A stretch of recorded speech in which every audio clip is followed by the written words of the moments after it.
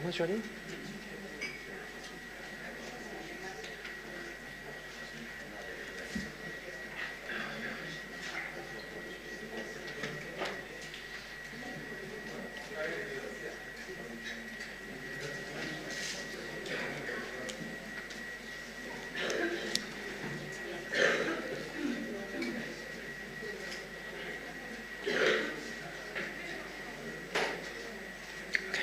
Great. Well, welcome back to the second part of our panel with the ministers and deputy ministers of foreign affairs and one or two other ones. The first half was extremely interesting, and this half promises to be as interesting, if not even more so, and particularly, I think, with our first panelist, Donika Gawala-Szwarc, who is Foreign Minister of Kosovo. I mean, of course, all foreign ministers are interesting, but some might be, at a particular moment in time, perhaps even more interesting than others. And I think everyone really is waiting to see what you have to say. So over to you. Thank you very much. I hope not to disappoint your expectations. They are high now at this moment. Yes, they're very high. Dear Bujar, thank you very much for giving us all the opportunity to sit here and talk all together.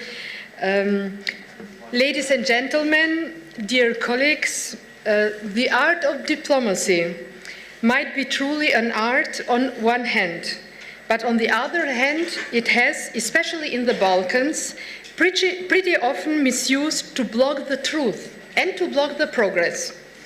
The art of diplomacy is to tell the truth and talk about the facts in a polite manner. I would say the art of diplomacy can only achieve sustainable solutions if those solutions are based on facts. So there is a necessity of talking about the truth. And there is a necessity to talk about inconvenient truth as well.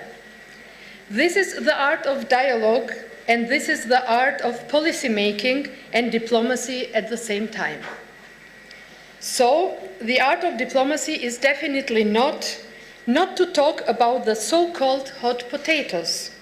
The art of diplomacy is not talking about problems in order to make everybody feel comfortable. So when we are talking about confidence building here today, we need to address the necessary change of attitudes in the region, because we need to talk more openly among ourselves within the region and also with our partners in the EU. We need to develop the courage to talk about, at least, like Minister Osmani said, about some of the elephants in the room. Everybody knows that the EU integration of the whole region will be blocked as long as Serbia blocks this road by rejecting to acknowledge the realities. The EU is not a bargaining chip, it is a fundamental choice. In the EU in itself, that is what I can see from living for more than 30 years in Germany, that the EU is not waiting for countries who are trying to make the EU a bargaining chip.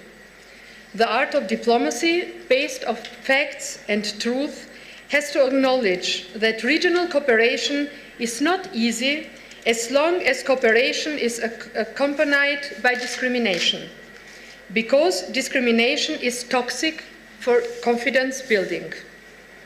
Beyond the art of diplomacy, it is to be the utmost concern for all of us to acknowledge another reality which is covered up by a lot of diplomatic talk. We have to face the reality that the European integration of the Western Balkans is not speeding up, not at all. We have to face the reality that within the EU there are more political forces getting more powerful who are against EU enlargement. And it won't be the diplomats who convince the public that enlargement is essential for the EU. It will be only the politicians who will be able or not able to win this political debate back home. In many encounters with many European experts, it became absolutely clear that there is a certain degree of diplomatic lip service with regard to EU enlargement on the EU side as well. There is no way that the EU would accept a Western Balkan region with heavy burdens and conflicts on its shoulders. The EU is simply not willing to import even more problems into the EU. So, my conclusion is, we have to resolve our problems first. And the art of diplomacy might be much less important than the art of policy making.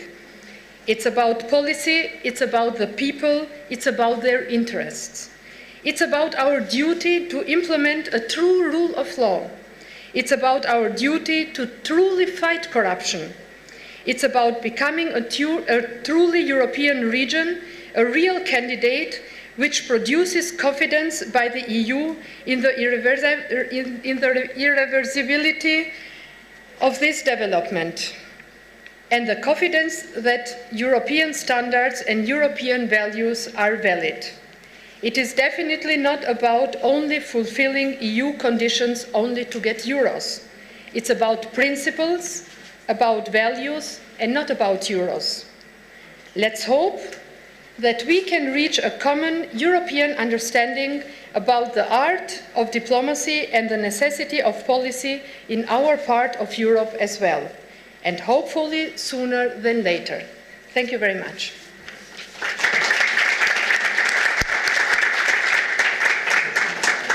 Great. Well, thank you very much for that very clear talk, which was also within the time limit. So that's really good.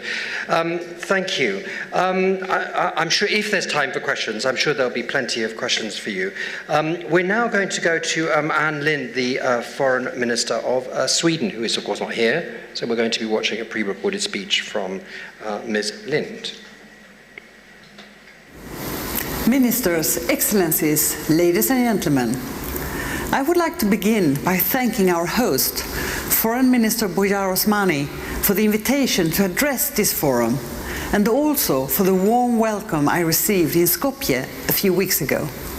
I regret that I was unable to return to participate in this important conference in person. With a growing number of challenges that transcend national borders, building trust and collaboration is more important than ever. Good neighborly relations and cooperation are prerequisites for stability, peace, and economic development. They require constant work and cannot be taken for granted. The Nordic region is one example of this. The COVID-19 pandemic has demonstrated the necessity of both regional and global cooperation. Sweden is very pleased that the EU has mobilized substantial support to the Western Balkans to deal with the pandemic. The support includes medical equipment, health and emergency assistance, vaccine doses and financial support. In addition, both the EU and Sweden have contributed substantially to global vaccine distribution through COVAX, vaccines which are also being delivered to the Western Balkans. The countries of the Western Balkans face challenges in similar areas. They all need to continue to reform their strength and democracy, the rule of law and gender equality, and to promote green and sustainable economic development. These challenges can be addressed more effectively through cooperation and by sharing experiences. I firmly believe that sustainable solutions to the challenges our societies face need collaboration and the inclusive participation of women and youth. Sweden will continue to strongly support regional cooperation, economic development and the EU integration of the Western Balkans, including through our development cooperation. Initiatives such as the Berlin Process and the Prespa Forum Dialogue and regional organizations like the Regional Cooperation Council contribute to strengthening ties between the Western Balkan countries and in Europe. Let me give you some example of how we can contribute to strengthening these ties. Improving connectivity within the region and with the EU is a key factor for trade, growth and jobs. Cooperation on issues such as energy and the regional roaming agreement makes the region more attractive to businesses and provides clear benefits for people living in the region. Initiatives such as the Common Regional Market could contribute to removing trade barriers and strengthening the economy of the entire region. A vital part of regional cooperation is about bringing people closer together. One important example is youth programs. Ladies and gentlemen, regional cooperation is central to the EU integration process. The EU's engagement in the region remains strong, and thus so does Sweden's. We all have much to gain from strengthening our cooperation and partnership in areas of mutual interest. Together we need to stand up for our common values, build trust in public institutions, strengthen the rule of law, counter disinformation, and fight corruption. I would like to end by saying that I'm very grateful for the excellent meetings we had in Skopje during my recent visit, in my capacity as chairperson in office of the OSCE. As OSCE CIO, I plan to visit as many field missions as possible, including in Southeastern Europe. The guiding principle of the Swedish OSCE chairpersonship is to go back to basics. Our emphasis is on the common principles and joint commitments of all 57 OSCE participating states, to defend the European security order and to uphold the unique OSCE concept of comprehensive security. Underpinning the European security order are, of course, international law and the Charter of the United Nations. The links between political and economic security, human rights, democracy, the rule of law and equality are the very foundation of the OSCE concept of comprehensive security. As OSCE CIO, I'm committed to advancing the Women, Peace and Security agenda and the UN Security Council Resolution 1325. I'm convinced that increased and meaningful participation of women is essential to contributing to positive development and meeting regional challenges. Thank you.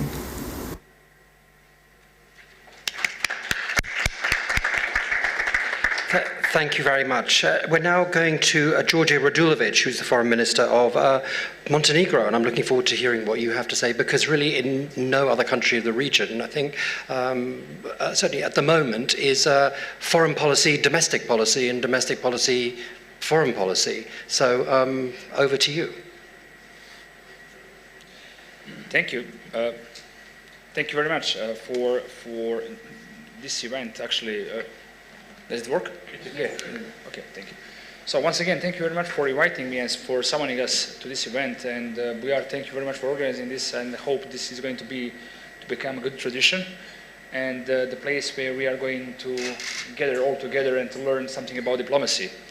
So I'm very much pleased to be here with the noble aim to help us to strengthen regional partnership in the Western Balkans, and I'm confident these outcomes coming from this forum might serve as a springboard for our closer cooperation and for achieving our, let's call it, roof paradigm of our foreign policy, which is, in my humble opinion, European integration. Montenegro has always supported and will continue to promote regional cooperation. And just for the sake of the facts, regional cooperation is a key tenet of our foreign policy besides NATO and European integration. And again, for the sake of the facts, we've been participating in more than 30 regional initiatives. And I think that, that fosters the dialogue, and again, that leads to adoption of EU norms and dialogue and values, and that brings us closer to the EU. And this is why, for us, the Prespa Forum presents another fantastic opportunity to remind ourselves that remarkable results come whenever or only when we work together toward a common goal.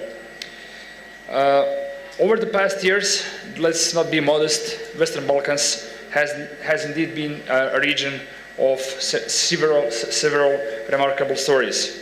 Montenegro and North Macedonia became NATO members. Likewise, NATO approved MAP for Bosnia and Herzegovina. EU Special Representative Miro Lajčák and US Matt Palmer, they started joining their efforts, just to foster dialogue in our region, and many more things. But just let's talk about, a little bit less for a little bit less about diplomacy and more about life.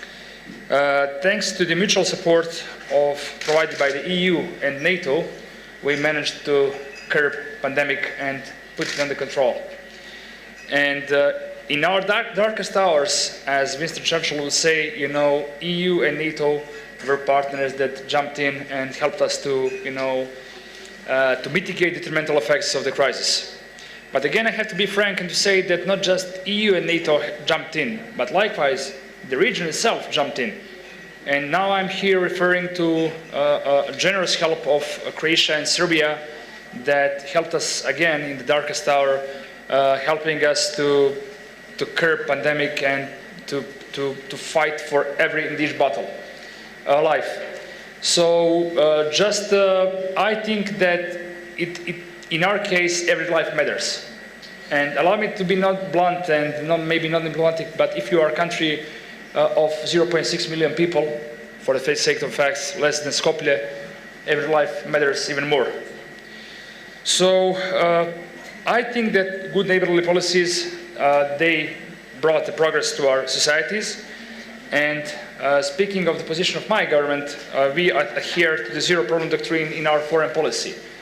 And I hope that partially I'm going to respond to your just initial hint, and which means that our commitment to resolve all open issues in the dialogue with all our neighbors. And that's why it's important to be here and to learn about dialogue and to foster the dialogue itself. Being a citizen of my country, I'm very much proud of the fact that we managed as a country to preserve our most precious value, multicultural and multiconfessional harmony, and we would like to be an example for the region and to the region how living together in diversity might be a successful story. And I think that these efforts finally pay off, because just yesterday we had so-called B6 informal meeting launched by our dear host, Mr. Osmani, and just for the sake of the facts again, we haven't been summoned by anyone.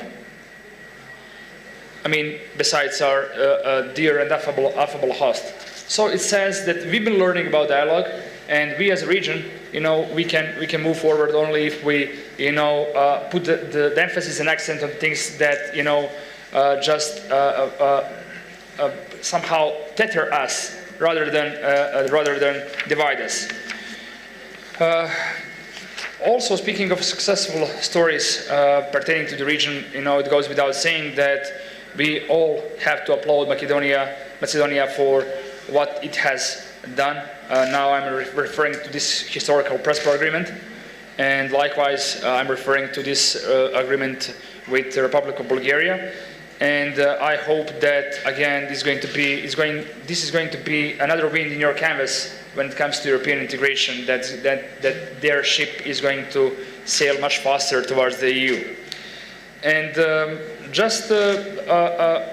speaking of the enlargement, it has to be mentioned that, as I said, EU is the first and last word of Montenegro's foreign policy, again, besides NATO and besides good neighborly relations. And I'm proud to say that, we as a country, we are at the vanguard of this process. But you know what, my friend? It doesn't matter who passed first the post. It's of the paramount importance that nobody is left behind. Because if we are talking about jigsaws and puzzles, this picture there is not going to be completed without every and each country. So that's why we hope that North Macedonia and Albania will finally receive a consent and to commence its accession talks. And I'm very much proud of the fact that on 22nd of June we had first IGC. We received some promising messages, and also we hope that Serbia will start opening other clusters, and likewise that we will start closing some clusters, and that Kosovo will get visa liberalization. That's something that's been lingering for a while, frankly speaking. I would like to mention, just as my maybe final punchline, that we have to think we have to nurture pro-European thinking. That's first phase and last phase of our EU integration. If we change our mindset, that it's less important when we are going to pass this post.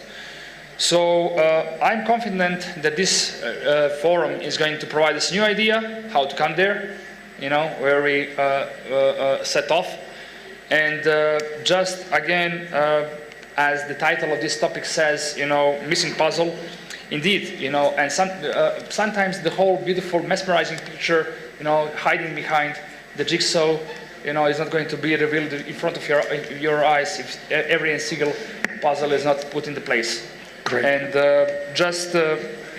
I think that there, and speaking of the places, there is no other doubt that, speaking on behalf of Montenegro, and allow me to say on behalf of Western Balkans, we belong historically, geographically, culturally, and in the terms of values in this picture. Thank you very much. Great. I think there's going to be lots of questions. I hope that if there's time, that there will be time for questions, because I think there's all sorts of coded messages there. But thank you very much. We're now on to Gordan Grlić Radman. You're the Foreign Minister of Croatia, and people in Croatia must be very happy to have sort of got into the EU on time. Do you think it's more difficult to get into the EU now than when you did everything? Just a short answer. Yes, we are very happy to be a member of the. But is it more difficult now? Or is it everything is the same in terms of what you have to do? Is the political climate more difficult? Anyway, just a quick question before you begin your interjection. Actually, on today we celebrate 8 years of membership of the European Union. And having this in mind, that what actually happened after the dissolution of the former Yugoslavia and the tragedies, so we even today do feel, however, we would like to overcome actually the past and to build on a better future. Of course, this very good slogan through dialogue. But first of all, to start with, we should just to respect each other.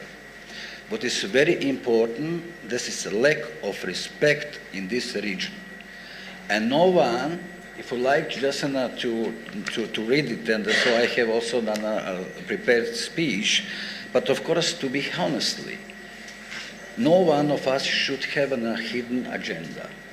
We should just to respect reality. But actually, what is respect? Reality, if we have a different approach, if we have a disagreement on such very important issues and so on. But first of all, I'll start with this very nice, actually, I'd like to express also my gratitude to my good colleague and friend, Bujar Osmani, for having invited me to this beautiful place. And it reminds me on this beautiful lake on Croatian Adriatic Sea. Had it not been these evergreen trees, but however, it's my fault that so I never before visited Ohrid, but I promised also to Nikola and to you to come again sometimes this year. But of course, speaking on dialogue, so there is a good example, Slovenia and Croatia. So we have, for example, some disputes, but we are strongly engaged in the solving that. We could be really on a good European story. Recently, I attended the V4 plus Croatia, Slovenia, nominately Slovenia, and the countries of the Western Balkans, although I don't like this term Western Balkans.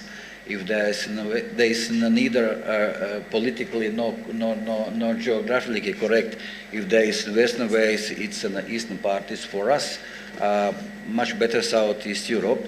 And I was asked by Anže Logar, the Slovenian minister, who was not able to come, just to present their EU presidency. And I think so there is a trust in this regards, and I'm very, very proud to say it. So respect, first of all, respect on the identity, culture, language, history, and so on.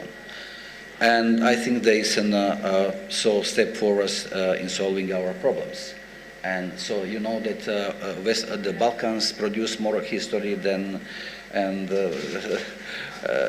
every country in the world. But however, the people are the same. If you just compare, I was recently visited for the first time Pristina, Kosovo, and I was impressed with the high-ranking official. They are pro-European oriented, also minister and colleagues there, and so just when it comes to the visa liberation, I fully also agreed with my colleagues in the European Union. But the order is important. Should be just to support what is actually a priority: dialogue between Pristina and Belgrade, and then visa liberalization. I would say that I think so it could go on in parallel, just to abolish this regime. So visa liberalization for Kosovo could relax a dialogue between Pristina and Belgrade. Of course, Croatia was among the others to recognize the independence of Kosovo, but of course it's up to the countries among the European Union also to do the same, but it's up to them, of course. But if you like to have a European approach, we should just to act unanimously and to have a final solution. But how to have a final solution if you are not actually recognized this reality? Of course, I really, as a Croatian minister, I felt a great satisfaction because of the first half of 2020. It was a big challenge for us, and so we took over the EU presidency. We were, unfortunately, we were forced to adapt us to the new reality and to new virtual method of cooperation and communication. But however, so we succeeded. We also had a devastating earthquake in Zagreb on 22nd of March, so on. But we are very proud that so we organized. We succeed to open accession negotiation with North Macedonia and Albania during our presidency, unfortunately without date. And we organized the Zagreb Balkan Summit with the Zagreb Declaration. Of course, we are strongly support the accession negotiation with North Macedonia and Albania. As soon as possible, without further delay. Of course, Republic North Macedonia and Bulgaria, they are our friends, and we would like to find together in their dialogue the common solution. But so the common solution is not far from the. Actually, I'm really looking forward that so during the Slovenian presidency we will find a solution, a positive solution. So, as I mentioned, of course there are disputes and disagreements on which there are different perspectives and positions. If just to mention an example of dialogue and negotiation from our recent history, I would like to mention the Erdut agreement. Erdut is a small region in Croatia. From November 1995, which initiated actually the process of peaceful reintegration of the eastern part of Croatia, which was occupied by rebels. And actually this agreement provided a set of guarantees on minority rights and refugee return. Actually, the Erdut agreement was also agreed during the negotiations in Dayton. And Dayton Paris Agreement was probably the most important peace agreement signed after the World War II, which successfully brought to an end a devastating war in Bosnia and Herzegovina.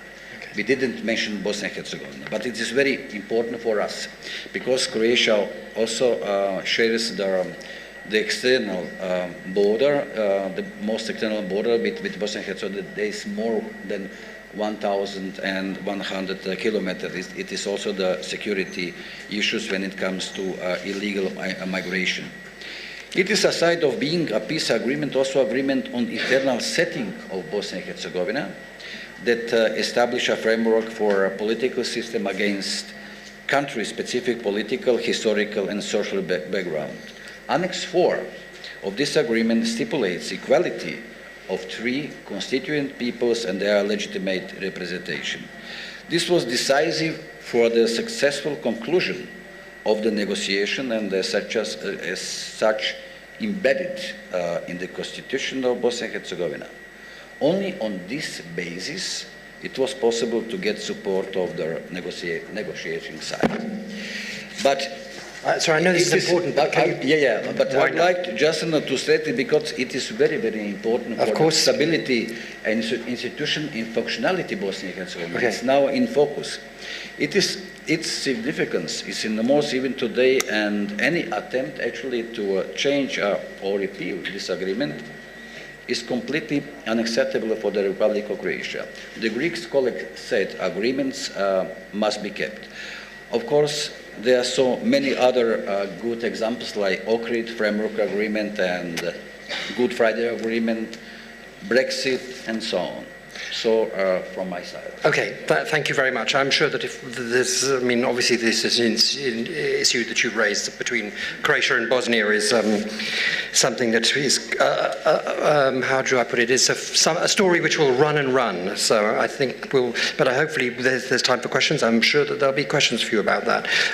Helga Maria Schmidt, she is going to, she is the Secretary General of the OSCE, and we're going to see her on a pre-recorded tape, please.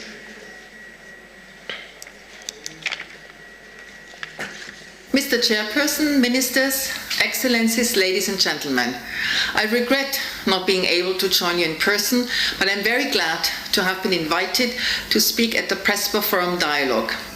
My thanks go to the government of the Republic of North Macedonia, who I look forward to working with in 2023 when they become OSCE chair. For me, building confidence between states needs just two things: talk and action. Talk in itself builds confidence. It helps to identify common ground, appreciate each other's perspectives, avoid misunderstandings, and find a way forward. Action is needed to translate that into practical benefits for our citizens. By implementing international commitments, building capacity, or delivering programs. The added value of the OSCE is that it facilitates both talk and action. We are an inclusive platform for dialogue when every participating state can be heard and hold one another accountable. And through our field operations and institutions, we deliver hundreds of projects across our uniquely broad mandate, including here in Southeast Europe. We work on both tracks because we understand that if the talk is not matched with action, it undermines confidence. And vice versa, that if actions are taken without prior talks, it breeds distrust. The two are codependent. And we all understand that without confidence, we cannot hope to intensify cooperation, and therefore cannot hope to bolster our security in this age of interconnected transnational threats. So what can we do to promote confidence? Well, I personally think the world can learn a lot from Southeast Europe and its recent history. Three things in particular strike me. First, that our continued commitment to regional cooperation has been central to fostering stability and reconciliation. Second, that regional cooperation has been a virtuous byproduct of your democratic reforms. These reforms have built confidence in the eyes of neighbors and the international community. And third, that you are giving back. First, becoming net exporters of security, which is essential because we all need to do our bit. I am proud the OSCE has been involved in all of these areas. We have assisted authorities in fostering reconciliation through dialogue and mediation efforts. Take, for example, the Follow Us project, which promotes contact between prominent women in the region. Or the Skopje process, which aims to identify durable solutions for displaced persons and related conditions in the areas of property rights, access to services, security, and personal documentation. We have supported countries in the region with their democratic transition. The Ohrid Framework Agreement not only greatly enhanced social cohesion, inclusion, and representation in democratic processes, it also ensured decades of stability, setting an example for peaceful inter-ethnic relations in the region and beyond. And moreover, as a concrete sign of progress in implementing OSCE commitments, our field operations have gradually phased out their activities where sufficient local capacity has been built. Local stakeholders have assumed more responsibility. The OSCE will continue to support the region however we can, adapting our role and activities to the needs and realities on the ground.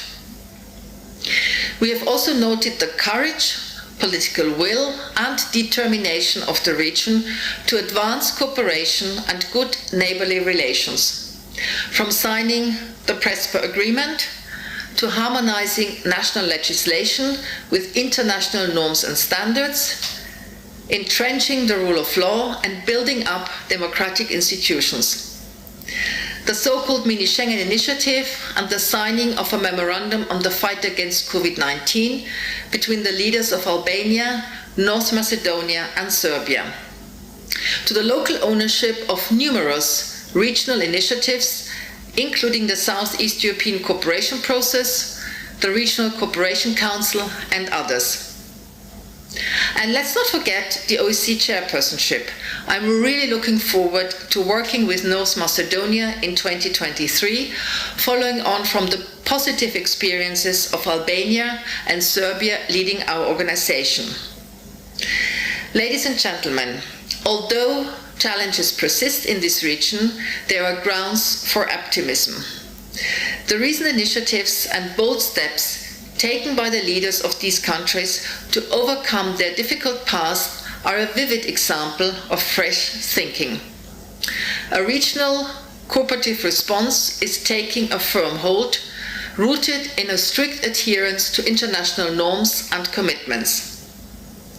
That approach is building confidence and laying a foundation for a stable and prosperous future for the peoples living here.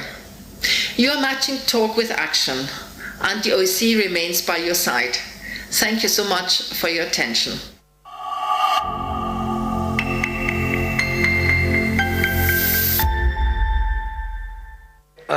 Thank you. Well, now it's over to you, Miroslav Lajčák, obviously not a foreign minister anymore, but perhaps holding the keys in a way to some of the European integration of at least Serbia and Kosovo, since you're overseeing the Pristina-Belgrade dialogue. So how are they going? How's it going? And are you going to unlock the door? Thank you very much, Tim, and dear Minister Osmani, thank you very much for hosting us here in this beautiful area and also for providing the platform to discuss the EU-Western Balkans relations. And let me, Tim, speak more broadly about the European Union's engagement, as I'm the representative of the European Union on this panel. And I have to confess that representing the European Union in a forum in North Macedonia is not an easy task these days. You have shown commitment and you have done a lot of work, and I understand your disappointment that the European Union has not delivered.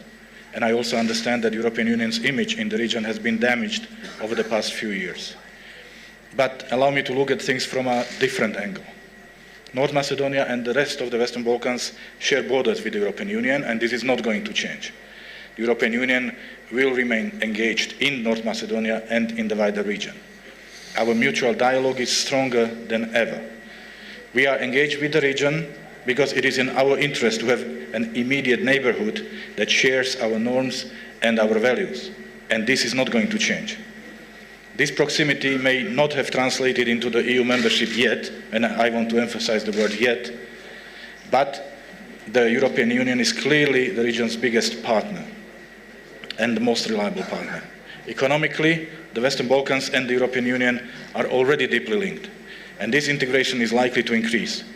Last year, 68% of the region's trade was with the European Union, and the European Union is the source of more than 60% of the region's foreign direct investment. The European Union provides considerable financial and structural support to prepare the region for membership and supports economic and social development. The European Union's solidarity towards the region and its citizens still is and will continue to be unmatched. The European Union is by far the first investor, donor and a trade partner of the region. And this is a reality, even if the perception by the public it is sometimes different. Being so closely interconnected, the region currently faces similar challenges as the rest of the European Union. This is why the European Commission is applying the same growth strategy to the Western Balkans that was put in place for the European Union, namely large-scale investments and a focus on the green and digital transition. The Economic and Investment Plan we launched last autumn is our recovery plan for the Western Balkans. The plans put forward €9 billion of grant funding in the areas of connectivity, of transport, energy, digital and green transition to create sustainable growth and jobs. And this is complemented by a guarantee facility for businesses which can raise investments of up to €20 billion. The European Union's message is clear. The the European Union is offering the best possible conditions for major investments. This is the best way to boost the economic recovery of our partners, but also to avoid that they end up with unfavorable loans from third countries. In parallel, we are supporting the region in removing barriers to businesses within the Western Balkans.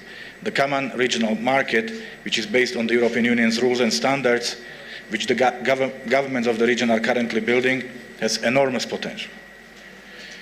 And now to the elephant in the room, the region's European perspective. I think, and that's my honest advice, you need to keep knocking on the door. There is a lot happening in Europe and beyond. The pandemic has thrown many plans in the air. So you should make your voice heard to reaffirm your commitment to the European Union and the pro-EU policies. I would also urge that you continue with the pro-EU reforms. I would hope you see them as good for your countries, regardless of how quickly accession happens. Continue to be reliable partners who keep their end of the bargain. Yes, there is more skepticism regarding enlargement. There is more scrutiny in the European Union of countries aspiring to join. And therefore, the best way to alleviate concerns in the European Union is to deliver on reforms and get concrete results. Lastly, on reconciliation. We cannot change the past, but we can and shall learn from it to build a better future. The European Union has also recently renewed its clear commitment and effort in support of the Belgrade-Pristina dialogue. And the European Union keeps sending to the Kosovo and Serbia leaders a clear and unequivocal message about the need of achieving a comprehensive normalization of relations between Serbia and Kosovo, which is key to their respective European path. Before closing, let me use this opportunity to stress how much we appreciate the excellent quality of the EU-US cooperation, particularly in the Western Balkans, and we are very grateful for the strong support we are receiving from our American friends. And finally, let me point out to the European Union's renewed attention towards this region. Let me mention the discussion of 27 EU foreign ministers in May, number of Western Balkans-related events that will culminate with the EU Western Balkans Summit hosted by the Slovenian presidency in October. And I am personally an optimist. I really hope that we will turn these activities and words into actions, and we will be able to deliver results we all want, namely a concrete and real progress of the Western Balkans on its EU path. Thank you very much.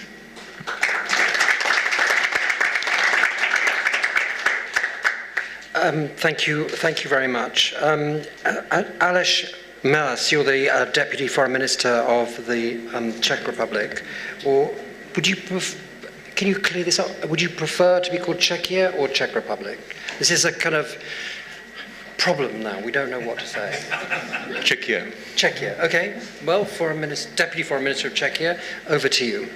So thank you very much. Excellencies, ladies and gentlemen, I'm very honored to be able to be here.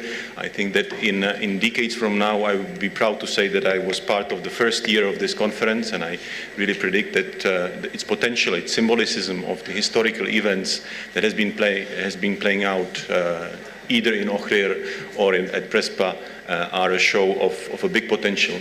And I think to some extent also the very fact that we have this conference here and that we talk about these sensitive topics is a sort of a clear answer to how to build trust through dialogue. It is indeed this type of events, this type of dialogue that hopefully will contribute to a long-term prosperity and stability of the region, and I would say beyond. In the first panel, we heard Matthew Palmer saying that there is no silver bullet for the region, and I think this is very key to realize. That is why a dialogue per se is the key point, and I think that the contribution from North Macedonia, together with Greece, to wider stability in the region, and I also agree with Gordon that we might maybe also more in the current context talk about southeastern Europe and its future than just Western Balkans. is a great contribution, and we need this type of serious dialogue. There are still many pending issues inside the Balkans or inside the Southeastern Europe, to be more correct, and also hint and make an implicit hint to the current situation. Some of them are, if not more than at least as sensitive as the topic that the Prespa agreement solved. So in this respect, there is a big way in front of us. When I was thinking about how to contribute after so many distinguished speakers, I wanted to contribute with the Central European perspective. What we see and what we witness on an everyday basis, the cooperation that we have in Central Europe, is something that we consider today maybe as something granted, as something automatic, but it was not automatic. We went through very serious times of historical misunderstandings, to say the least, and we have worked very, very hard in the past 30 years to try to solve them. It is not obvious at all that the level of relationship that both parties, for example, between Czechia and Germany, consider as excellent. It was not obvious in early 1990s, and there is a long and very, I would say, a process full of efforts on both sides that is continuing. I have also the honor to be a chair or a coordinator of the German-Czech Strategic Dialogue, which consists of dozens and hundreds of meetings on different levels in different sectors between Czechia and Germany, and where we try to promote and still build on the achievements that we had in reconciliation between our countries. Another element which was not easy for us was also the historical issues that we had, for example, with Austria. I will be as concrete as that. We have developed in 2015 a format that includes both Slovakia and Austria, the so-called Slavko format, in which we have also been able to approach these issues very efficiently. It took us 10 years with Austria to build a common historical books that children and students can learn from. There is one interpretation of our common history, and this is an achievement that was started by the Ministry of Foreign Affairs but was organically organized by the others. So this is also something that we are ready to share, we are ready to talk about, and we think that there are also lessons that we can bring to the table on different levels and also on expert levels. And last point that I wanted to emphasize is the Visegrad cooperation. Visegrad cooperation, of course, specifically since 2015, has been going through a certain image crisis. I have to be open about this. Nevertheless, in terms of regional cooperation, in terms of reconciliation, that was also not obvious in between these four countries. I think it achieved its goals from 1991 and from its founding fathers, be it Mr. Antal, Mr. Havel, or Mr. Lech Walesa. My concluding point would be an offer for a deeper dialogue, of course, and also a hint that exactly in 1 year time, the Czech presidency will take over, or the Czech Republic, Czechia, will take over the presidency of the EU Council. And we are ready on our agenda, and we have it very high on our agenda, and it's a top priority for the Ministry of Foreign Affairs, the enlargement process and the Western Balkan or Southeastern European issues, maybe in more general terms. We have also our president, who will be still president by the end of 2022, has also promised to organize a Western Balkan summit in Prague. Of course, this is a preliminary message, but just a signal of how seriously we take this and how we want to contribute, not only as an EU partner, but as I was saying before, as bilateral or regional, with our regional and bilateral experience from Central Europe. There would be a lot that I would like to say, of course, but I also see that Tim has its duties in terms of keeping. I do. Thank you very much. And of course, there's a lot to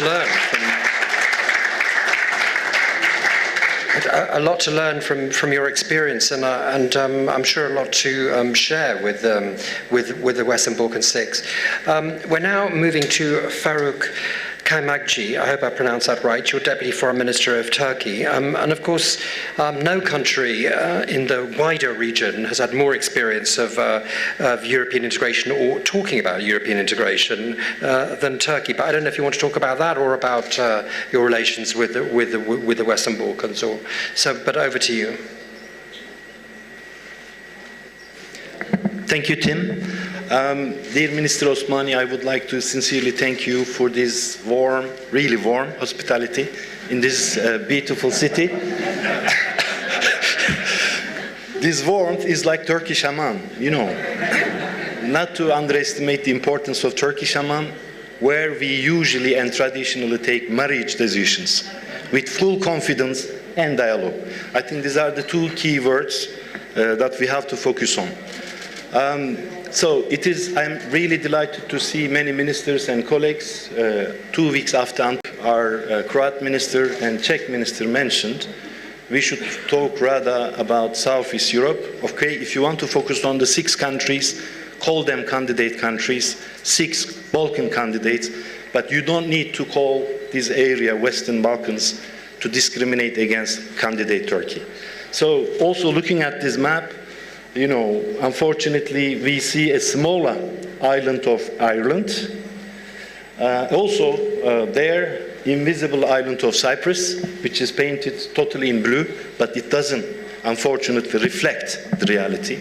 I wish we could have seen all this map full blue, including Turkey. So, and also talking about European family, as our Secretary General of Council of Europe mentioned, our European family is already here.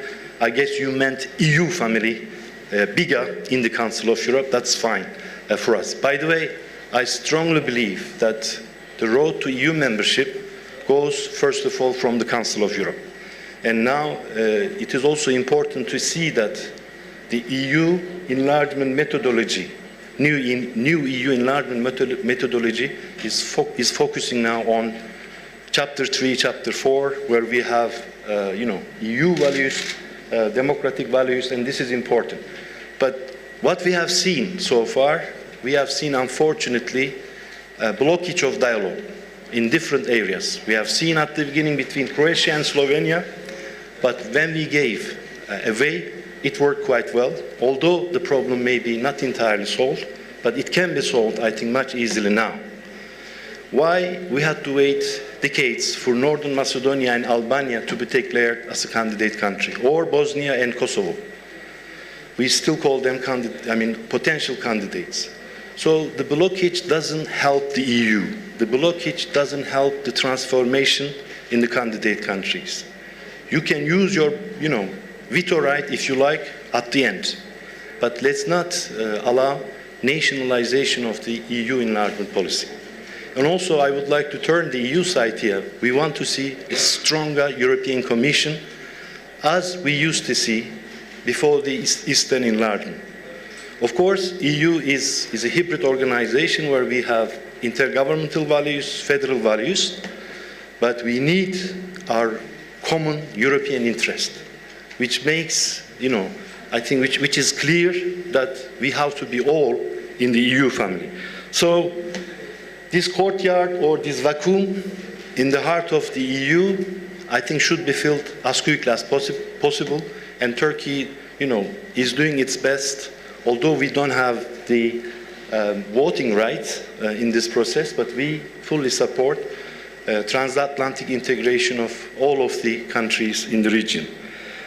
We are focusing on dialogue between Bosnia-Herzegovina, Croatia, and Turkey, between Serbia, Bosnia-Herzegovina, and Turkey. We are promoting Southeast cooperation process. We are pushing for the Black Sea to create more dialogue and to create more confidence. And lately, we were also able to have better dialogue with Greece, which will help to overcome some of the difficulties. I hope we can see the same dialogue on the island of Cyprus, where Turkish and Greek Cypriots can talk about future, management of hydrocarbon resources, which can help to create confidence.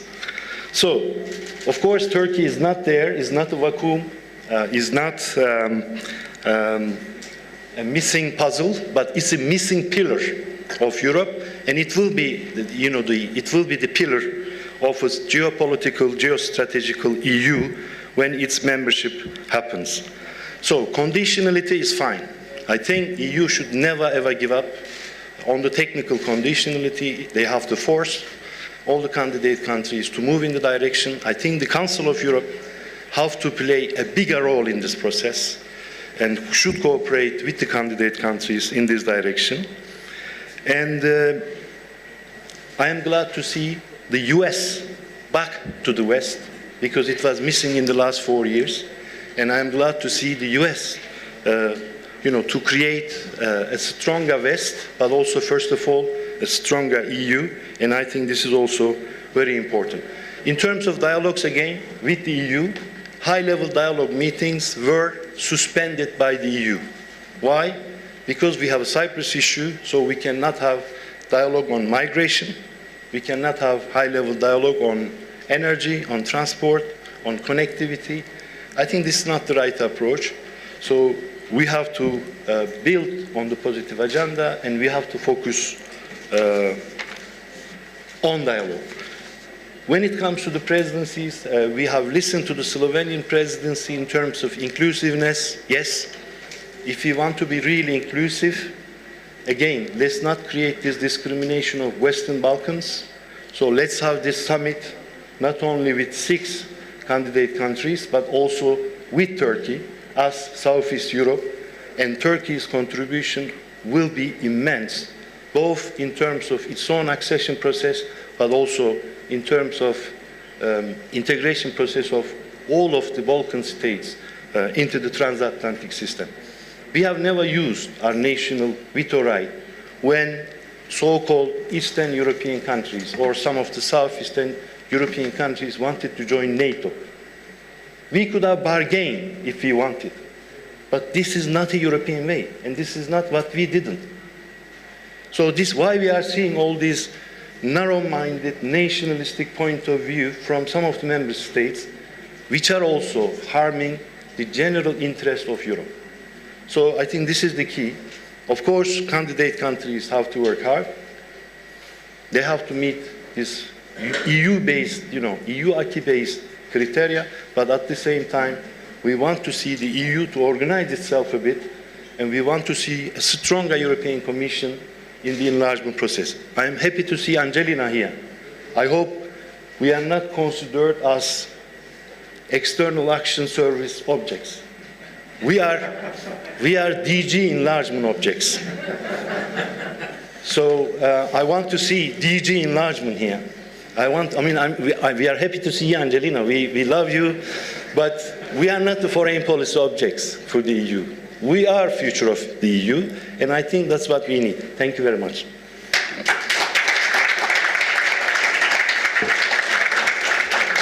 Great. Well, thank you very much. And we come to our last speaker, who is Monsignor Miroslav Waszczowski, Undersecretary for Relations with States from the Vatican. And I understand that term basically translates to Deputy Foreign Minister. As you pointed out yourself, you're the 3rd Miroslav on this panel, so that's something. Which we had really a lot of people, so 3 Miroslavs. But and unlike the other Miroslavs and the other panelists, the foreign policy interests of the Vatican obviously are kind of different, aren't they? Or certainly not traditional in the sense of a state.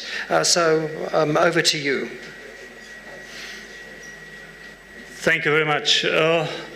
Actually, Miroslav, it means somebody who is promoting peace. So I'm glad that 3 of us are here, but I think this is a program for everybody here present in this room, and I hope that we will try at least to deliver something in this field. Excellencies, ladies and gentlemen, I wish to express also on behalf of the superiors of the Secretary of State of the Holy See my gratitude to His Excellency Mr. Bujar Osmani, Minister of Foreign Affairs of North Macedonia, and his government for organizing this first international conference in the form of this PRESPA Forum Dialogue 2021, taking place on the occasion of the 3rd anniversary of the PRESPA agreement. The Holy See warmly welcomed the signature and the ratification of the historic PRESPA agreement. It required political courage, strong leadership, and mutual responsibility from both parties to resolve one of the more difficult disputes in this region.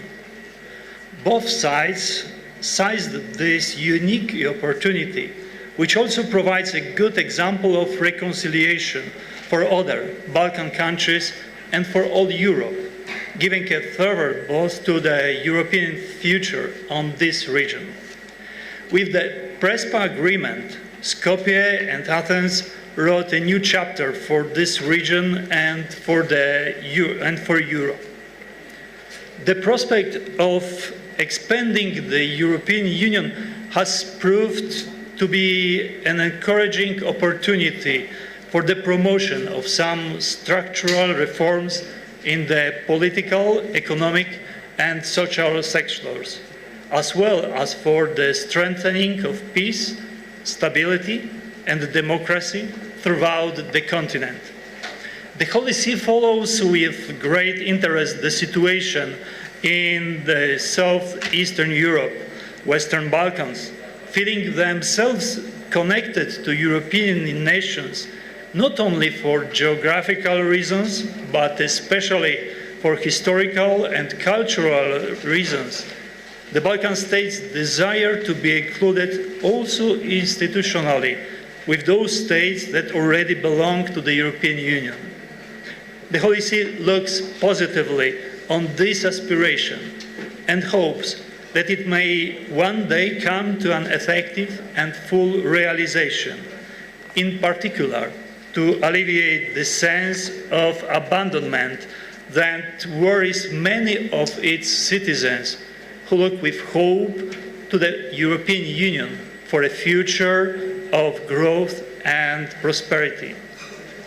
Furthermore, the Holy See welcomes the resolve of the European Union to intensify further its commitments and to support the political, economic, and social transformation of the Western Balkan states, and believes that their integration into the European Union is crucial for the stability of the region, of each nation, and of the entire continent.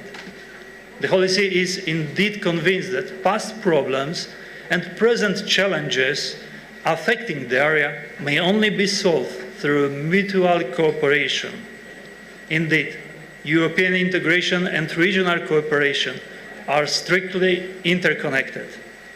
The Holy See encourages all the countries of the region to work together to address all sectors of common interest, seeking good neighborly relations and reaching an authentic and enduring reconciliation.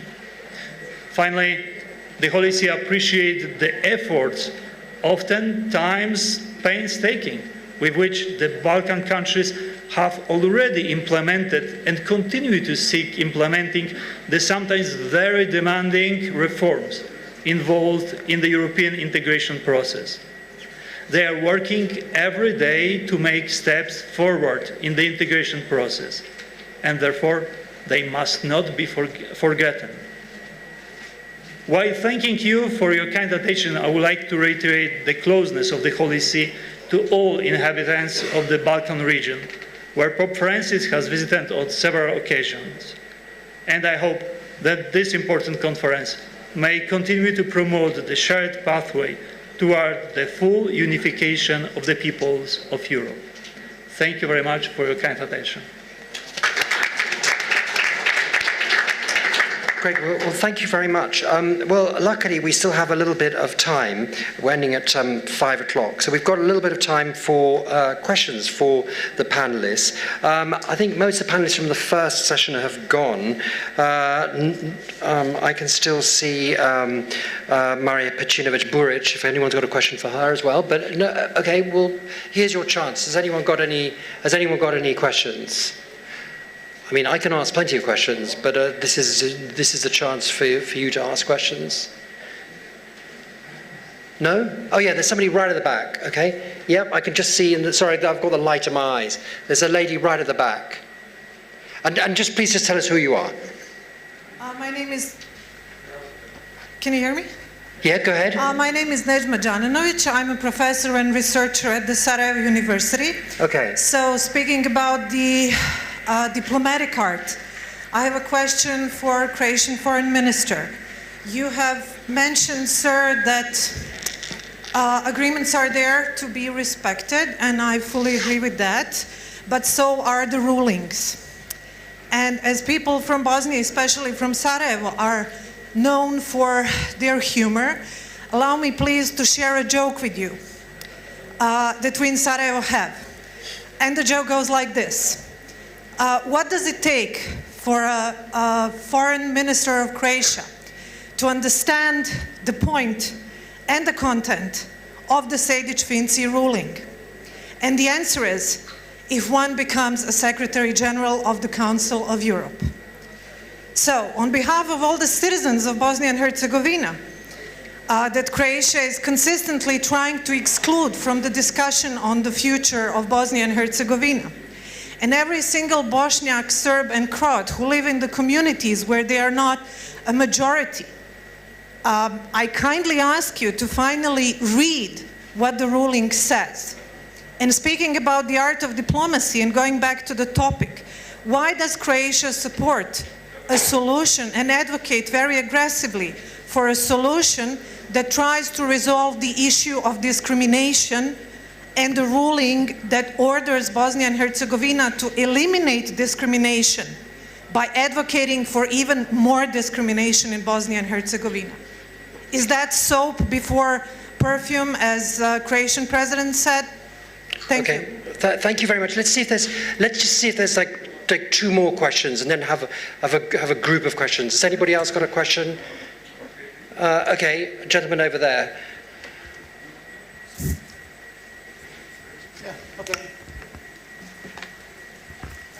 Hi everyone. My name is Paul McGarry. I'm the Ambassador of Ireland to North Macedonia, as well as Romania and Moldova. I've just got a slight statement first, which is around the comments about the map. And the Turkish Deputy Foreign Minister mentioned the fact that part of Ireland is no longer part of the European Union. And this is partly because, arising from a let's say it was not done through the democratic processes within Northern Ireland itself. So I think every country in Europe, and I know the moderator was talking about the fact that there was a blank space where the UK was. The map of Europe is a very interesting map with a hole in the middle of it where Switzerland is. So it's not a consistent, and it's not consistent anywhere. There are issues all over it, and there are issues that are unresolved. It's 23 years since the Good Friday Agreement, which was mentioned earlier as well on the panel. And the Good Friday Agreement is not a perfect construct. And there are issues around that as well. And there have been negotiations around the Good Friday Agreement that are continuing pretty well to this day.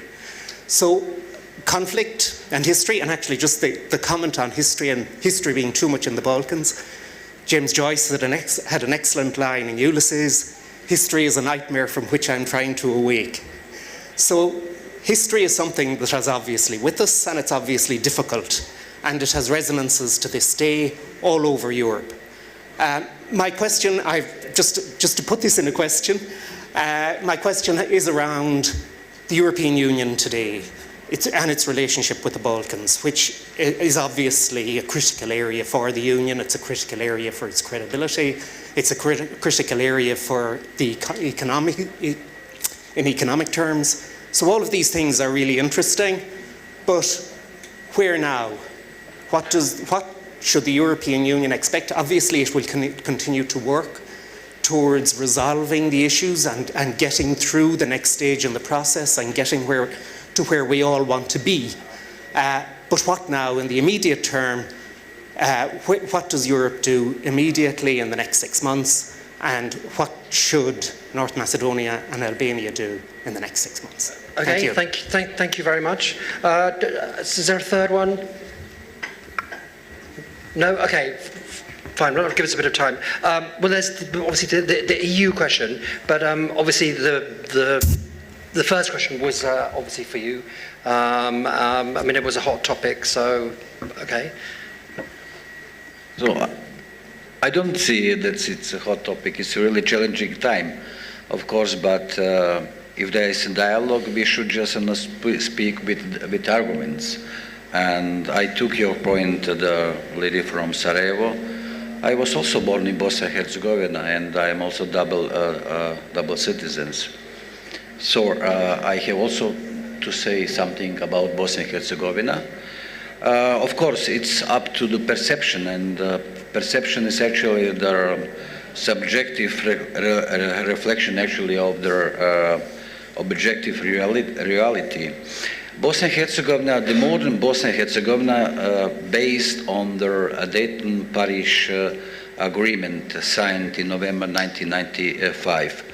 But it was the actually result, the outcome of the, of course, the war tragedy.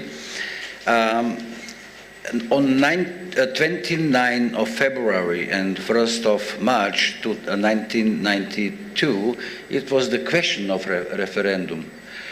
Are you, for the citizens of Bosnia and Herzegovina, I do remember, are you for the sovereign Bosnia and Herzegovina of Muslims, Serbs, and Croats and other citizens, actually? And I know the results of the outcome of the actually this referendum, and mostly of them in favor of the sovereign Bosnia and Herzegovina were Muslims and Croats. Actually, it is not easy to find a magic stick or magic formula. There are so many similar examples even in Europe, in our vicinity, in our immediate neighborhood. But to understand Bosnia and Herzegovina, it is really a very, it is not easy. But it is a multi-ethnical state, composition of Serbs, Bosniaks, and Croats.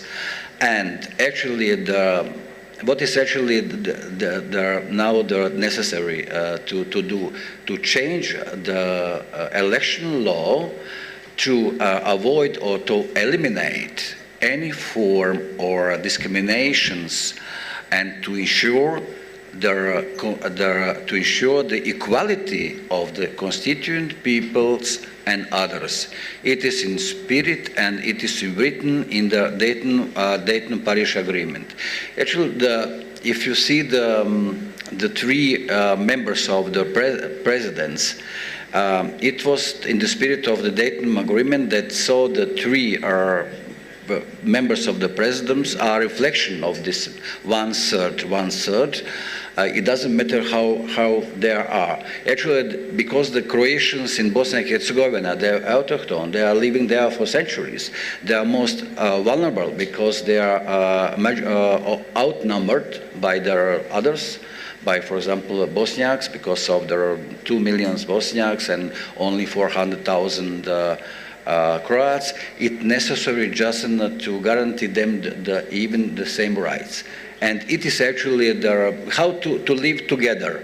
It is, we were born, of course, to live alone, but to live together is something to be learned, and it is really the fact that Bosnia and Herzegovina is a good example for that. Okay, very quick question. Third entity, is that what you want in Bosnia? In Bosnia? Yes? I mean, is that what you're talking about? I mean, would you like a third entity in Bosnia? Bosnia and Herzegovina. Because I was born in Herzegovina, okay, and I was, and always. So you say, for example, Bosnia, but not to forget Bosnia and Herzegovina. Okay. I think so. The leaders of the Bosniaks and Croats are on the good way, in the presence of their international representatives, to find a common solution. Oh, okay. Fine. We could go on, but let's leave that now, because I think the next question was from, we haven't got much time. But also, of course, no, it is in our interest in Croatia to support a European perspective on Bosnia and Herzegovina. We share, as I mentioned, the longest border with Bosnia and Herzegovina. It is a question of security, also the question of stability, functionality, and it is actually in our interest. Okay. Miroslav Lajčák, the ambassador from Ireland, asked what should North Macedonia and Albania do next? They need to continue their good work, and not only North Macedonia and Albania, but all the Western Balkan 6, because the European Union said very clearly in Thessaloniki in 2003 that the future of the Western Balkans is in the European Union, and the same commitment was repeated in the State of the Union speech of President von der Leyen last September. So the commitment is there. The commitment has not changed. European Union, as I like to say, is an organism, not a mechanism. Time have changed. We are going through difficult periods. We have been faced with a number of challenges and crises, and all this have taught us that the functionality of the Union is extremely important. And that's why, as I also said in my remarks, there is a greater scrutiny on the future members.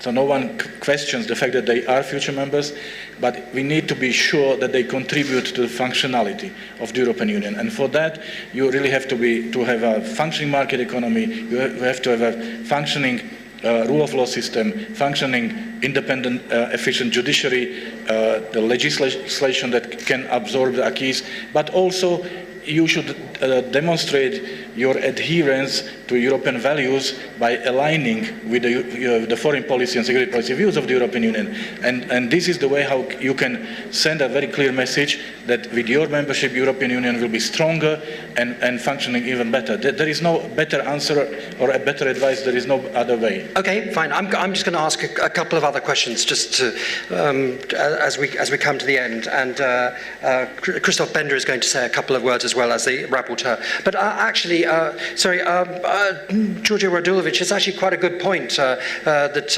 Miroslav Lajčák just made there about alignment, because you've been aligning with the EU, and that's not very popular with some people, especially the largest, one of the largest supporter of the government in Montenegro until now. I mean, the foreign policy is not particularly popular, even though it's written on a piece of paper as a condition for your agreement. Is that sustainable?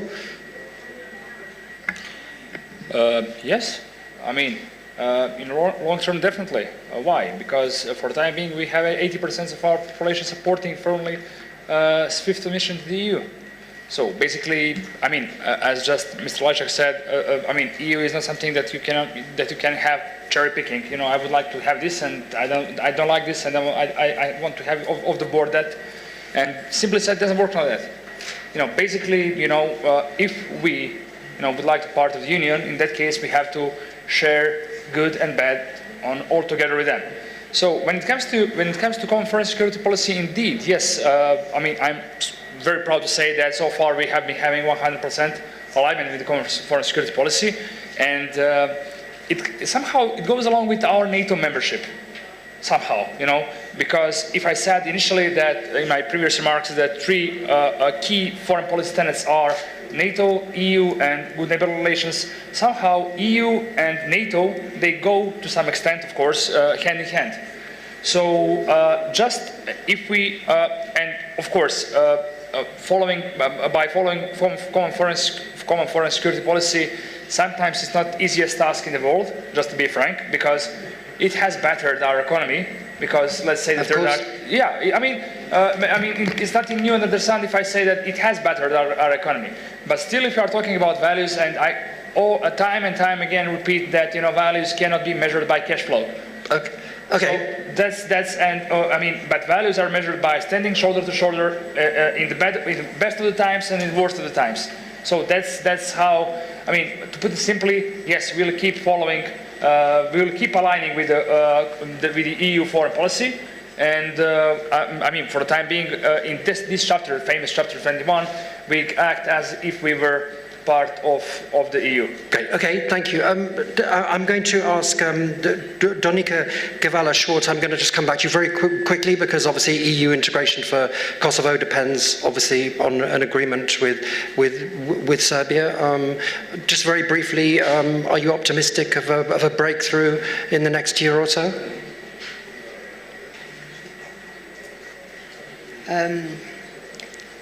I cannot say you if of today if we have reason to be optimistic or not, because in the next spring we will have presidential campaign in presidential elections in Serbia, and there is a window of opportunity if both sides are decided to find a solution now. then we can find the solution, we can do the agreement. Our side is very committed to do that agreement because we see that it's time, after 10 years talking about the dialogue and making dialogue, it's time now to go for the agreement. The agreement cannot be less than the mutual recognition. That's a consensus, an international consensus. And if the Serb president and the Serb politics and the Serb society is ready for that, then now is the moment. Yes, we can.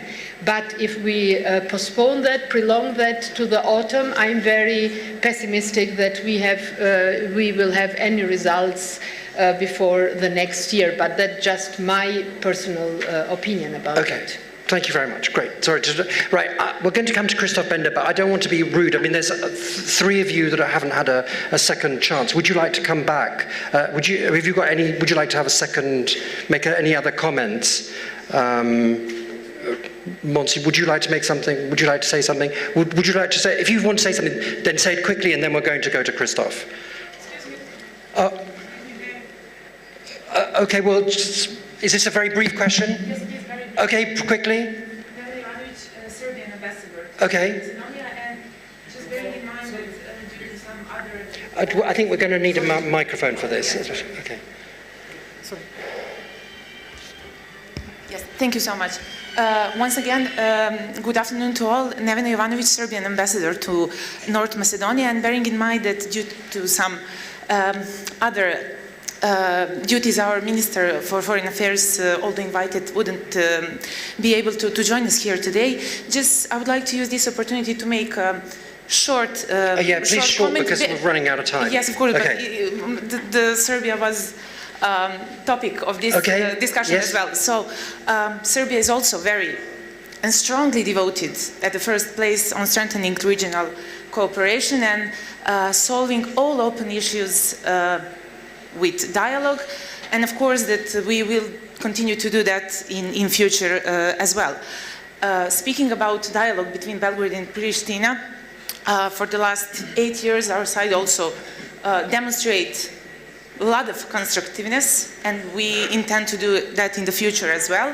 And I just have to make a short comment. Speaking about mutual recognition, we have also here the Honorable Special Representative for dialogue, and I think that mutual recognition is not something that we have been discussing in the framework of dialogue. In the framework of dialogue, we are discussing about reaching comprehensive agreement of normalization of our relations, and this is something that I would like to stress once again. Thank you so much. Well, you've made your point. Great. Okay. So you see, it's no reason to be optimistic, you see? Okay, well, fine. Fortunately, I mean, I would love to go on, but it is 5 o'clock. So you've got a comment, just briefly? Just 3 points. Okay, Also, but 3 brief points? Okay. First, I think merit-based accession process should not be blocked. This is important. Okay. And now this is blocked for some countries, as we can see. It includes, Serbia, Montenegro, Albania, Kosovo. I mean, we don't need that. This is not helping. Second, veto right should not be allowed to be used for national interest. This is the key if we talk about a common European family. Third, reforms. Okay. Which should be also encouraged by the EU side. Great. Thank you. Monty, hang on a second. Monsignor Wachowski would like to say something quickly. Just 2 small messages. First, never lose hope. And the second one, never give up if you are struggling for a good case. Thank you very much. Okay. So, quickly. Like we did actually, and we would like to have a really good neighborhood relations with all of the... I think your microphone's not working. I think it's not working. Your microphone's... Okay, go. Yeah. Sure, and it is in the interest of Croatia to have, of course, good neighborhood relations with all of neighbors. We had on last week the 2 IGs with Montenegro and with Serbia. During the Croatian presidency, we opened the last chapter with Montenegro 8, and of course, we would like also to see also progress in Serbia. And when it comes to 23rd and 24th chapters, of course, it is fundamentals. They are fundamentals that that means rule of law and minorities issue and victims of war and so on, of course, but Croatia is ready to support it. So Croatia is ready, of course, to send already also experts there to help you. But so they are not only bilateral topics. It belongs to the also acquis communautaire. And I spoke to your minister that so it is really very necessary to speak with each other on that issue, to build up good neighborly relations, of course. But we support dialogue with Pristina, and dialogue. It's not up to Serbia just in a tour, but I think so. The more or the fast you actually recognize the reality actually in the region, the fast you will be quite so make a big progress in this. But it's up to you. Okay, but we support, of course, generally all it is actually the countries of the Southeastern Europe belongs to the European Union. They are surrounded by others, their member states. And if European Union would show its strength, actually it is actually our vicinity, our immediate neighborhood. It's actually the strength. It is challenging time for us, for European Union, but of course we are in European Union to have to speak with one voice, and that's actually the outcome, the result. Great. Okay. Solution. Thank you very much. I'm at your disposal, Ministry of Human Minority Rights and Social Dialogue, Organization in Serbia. Here, there, or wherever. For any question. Thank you. Okay. Thank you. Thank you very much. Great. Well, we have a rapporteur, Christoph Bender. We don't really have much time. So, Christoph, can you get a microphone for Christoph? Or come here. And just what are your, what's the two, three top points, your 2-3 top takeaways from this afternoon? Thank you, Tim. Excellencies, dear ladies and gentlemen. So now here the summary of 16 ordinary speeches in 3 minutes. Nothing easier than that. Okay, I will try to share the 3 things which come out for me as kind of most striking, or the main takeaways. The first one is, for difficult regional or bilateral disputes to be settled, this requires visionary political leaders with courage, who are prepared to take political risks and invest serious political capital. But it also takes a good reason to take political risks, or to put it differently, an opportunity to be seized. A lot of you have been talking about such cases, the Ohrid Framework Agreement, the Prespa Agreement. One could maybe even also add the resolution of the Slovenian-Croatian border dispute. In all these cases, there were courageous political leaders who took political risks. But there was also always an opportunity. Yeah. My second point is that the reverse is also true. If there is no benefit to earn, it's much more difficult. As we have seen now here also, Serbia and Kosovo is the very clear example of this. Yeah? Or to put it differently, Miroslav Lajčak's job would be much easier if both Kosovo and Serbia would be fully in this accession process, would have just another 2 or 3 years until full membership, and the relation between Kosovo and Serbia would be just one of the few remaining issues to be resolved. But unfortunately, we are really far away from that. But for me, the question then is, how can we get to a situation where it's worth taking political risks? And I think it's interesting, Serbian President Vučić in January said, the EU should offer Serbia a fair opportunity to come closer to the EU single market. And Kosovo Prime Minister Albin Kurti said something very similar actually recently, and said basically, why doesn't the European Union offer to have kind of the Western Balkans included in the European economic area? I think, what if the European Union would take them up on this issue, and say, okay, this is a huge project, it's very ambitious, but if you meet the criteria to join the single market, okay, let's go, then we accept you. I think that would really bring Serbia and Kosovo together. They would kind of work together in the same direction and have both a joint interest in getting there. And maybe just a last point, because we have been talking so much on why have not been talking so much on state actors.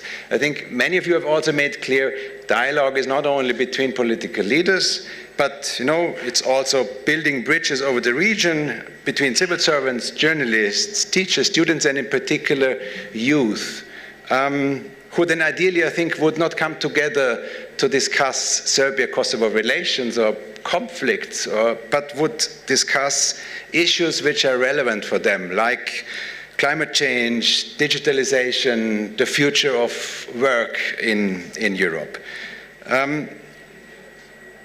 Since 1963, more than 9 million young Germans and French have been participating in mutual exchange programs. And I think it was a cornerstone of the reconciliation process between these two countries. And I think it could be an inspiration. I know there are programs ongoing in the Western Balkans as well, but I think they could be significantly expanded as well. That would be it from my side, Tim. Thank you.